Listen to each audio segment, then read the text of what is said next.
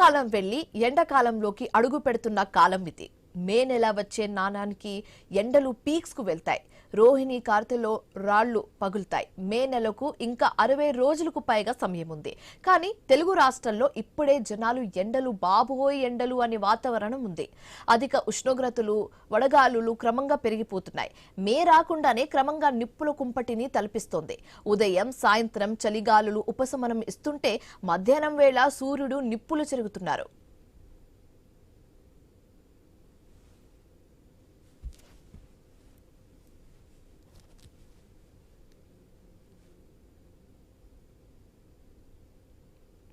దీనికి తోడు దేశంలో ఉష్ణోగ్రతలు అనూహ్యంగా పెరిగిపోతున్నాయి.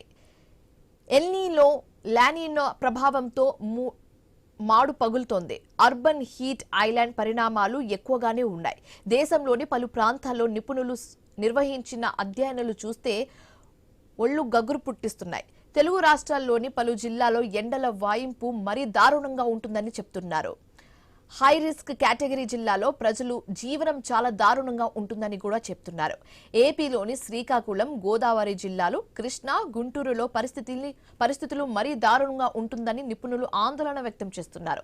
విజయనగరం, విశాఖ, ప్రకాశం, నెల్లూరు, కర్నూలు, అనంతపురం, చిత్తూరు జిల్లాలు సైతం డేంజర్ జోన్లోనే ఉన్నాయని హెచ్చరిస్తున్నారు.